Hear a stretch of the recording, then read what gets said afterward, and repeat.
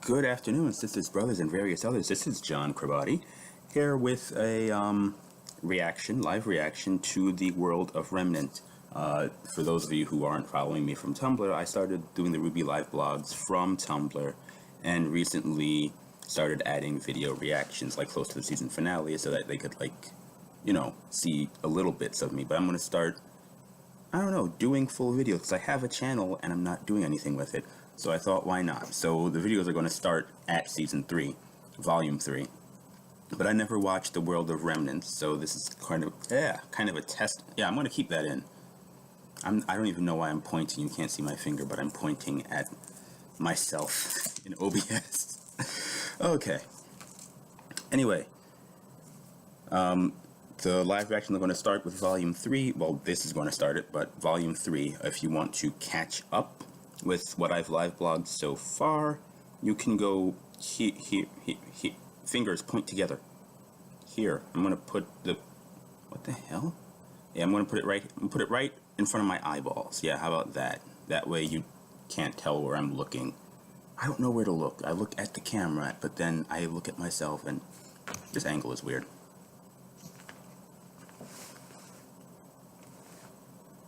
I think that's good.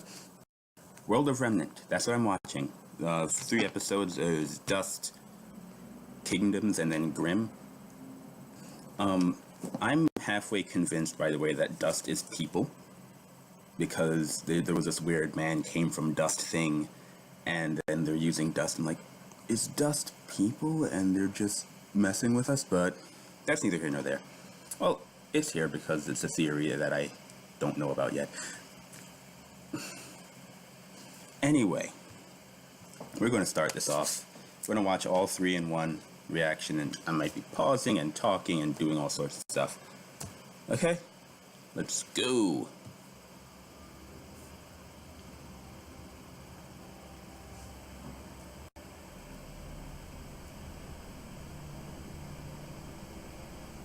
Dust. By definition, it is a naturally occurring energy propellant that can be triggered by the aura of humans and faunas.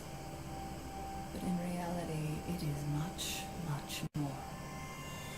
Found in 4 basic forms, dust can be combined both artificially and naturally to form new, stronger types, each with unique properties. Since its discovery, man has concocted a multitude of ways in which to harness the powers of these mysterious crystals. Dust is basically chakra? From airships to androids, dust has made its way into practically every facet of technology. Some prefer to use dust in its raw form, elegant yet destructive. Those who choose to wield dust in this state must possess a certain level of discipline to ensure that their resulting powers do not break free from their control. Dust ammunition serves as a more practical application in today's modern society. Okay, I'm seeing this. Technological advancements in weapon design, warriors need simply choose the right cartridge for the job and pull the trigger. While this has become the standard method of use, it is not uncommon to find individuals still practicing more archaic forms of dust manipulation, such as weaving it into clothing, or even fusing it directly with their own bodies. You can do that? Despite working, fighting, and even turning a profit with it, That's the Schnee Company. has still yet to understand how dust came to be. Because it's people. How their involvement Because it's with people. dust would ultimately change the world of I'm calling it right now. Dust is people. Just like Soylent Green. Well, that was actually very interesting because having watched through all of season 2 already, volume 2, I did note that Blake was able to use dust with her semblance to make like exploding clones and ice clones. I think there was an earth clone there as well. So that's the example of taking the dust and using it in its raw form, I guess. But I think Weiss gave her the cartridges for it. So Weiss gives her the cartridges and she uses it separately to add an elemental flair to her semblance, which was really cool. I loved when she did that. That's a really that's a really smart application of the powers. And then into the clothes, which is what Cinder does to get her fire going. I'm pretty sure that's what Cinder does to get her fire going. That was something outside. So Cinder does her fire powers with the dust in her clothes. She might have a fire semblance as well and just be doing that to throw people off, but I'm not sure. She does have a bow and arrow. I don't know what that's about. So what we haven't seen yet is a person who has taken dust into their own bodies and is using it like that. I assume that's for another day. So that's my thoughts about that. Now let's see if this moves right on to the next one. Yep, hey! Alright, so this is Kingdoms.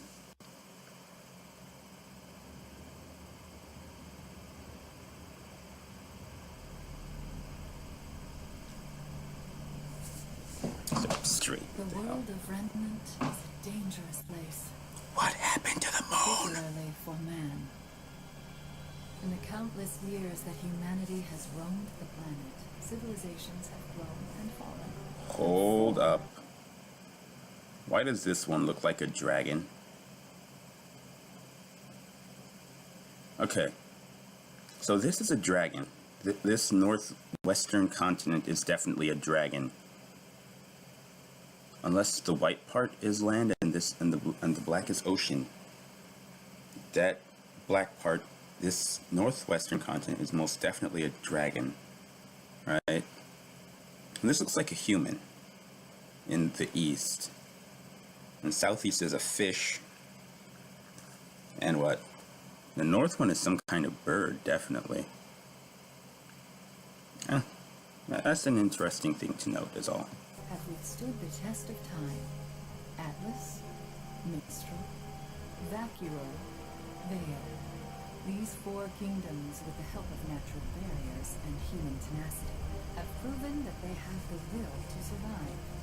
Each kingdom has a governing council to represent the people and their needs.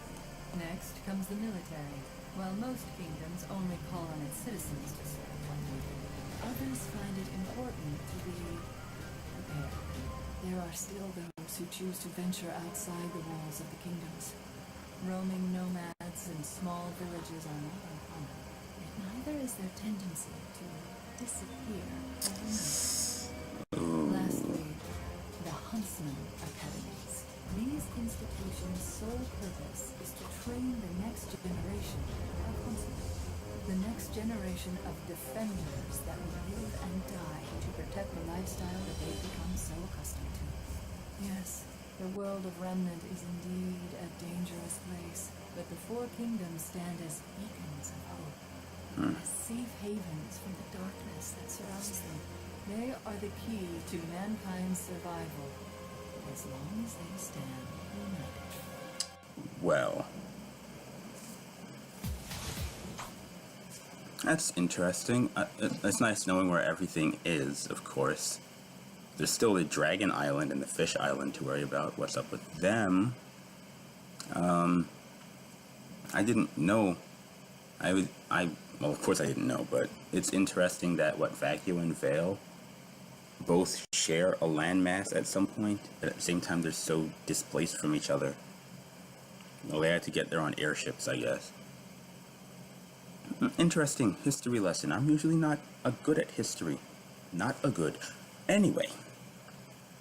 Now we're on to World of Remnant number 3.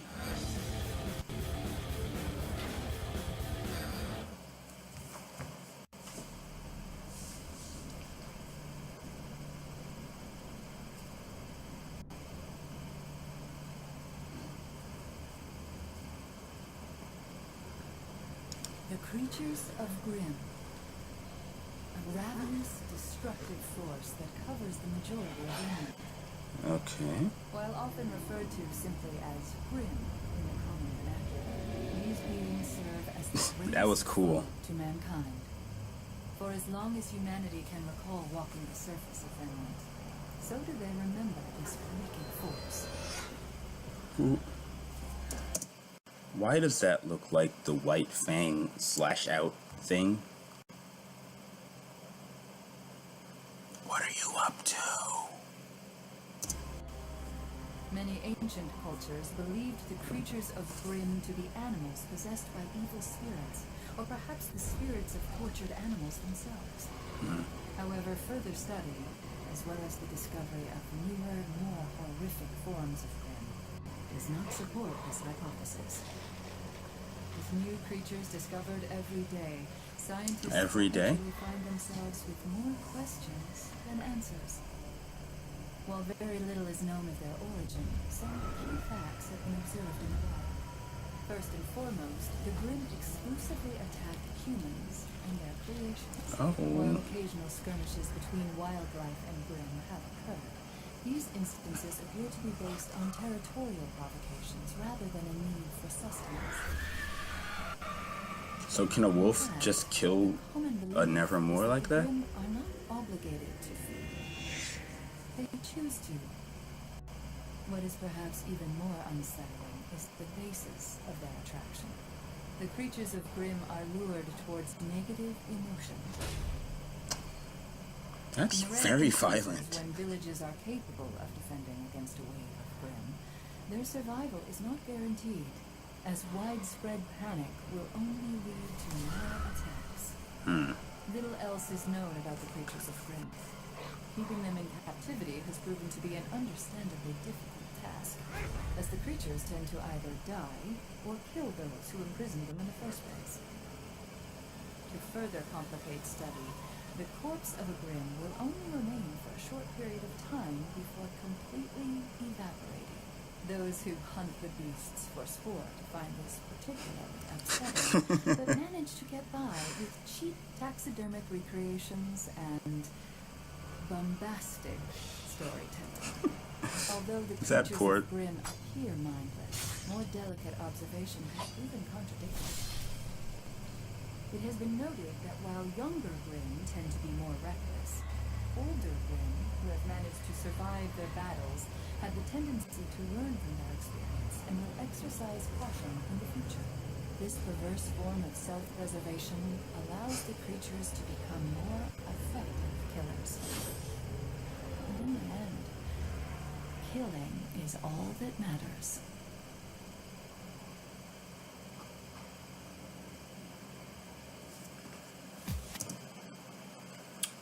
Well, that was supremely chilling. That's interesting. Now that I kind of understand what these things are that everyone's fighting. Well, what's there to talk about here? What? Grimm don't need to eat or hunt, they probably just want to? And the fact that their bodies disappear, that points to some kind of magic thing, right? Like an experiment gone wrong, or I don't know, just like human consciousness and negativity given some kind of form. That's what I get out of it, at least. Especially the fact that negativity in and of itself is what attracts Grimm. How do we know it's not what creates them? Look at all my conspiracy theories. Okay, so recap on conspiracy theories. Dust is people, and Grimm are figments of our imagination, given like sentience and stuff. Hey. Alright, well that was this wonderful, well it wasn't very wonderful, that was this reaction video. What am I trying to say? That was a reaction video. Of course it was. I'm going to see you next time, or you'll see me probably. You can always come to my Tumblr. It's going to be here, like this is here. I'll make it fit here. I'll make it fit right here. This is all my social media information. Good luck. Good luck, future John Cribati with friggin' Windows Movie Maker. Alright, have a wonderful day.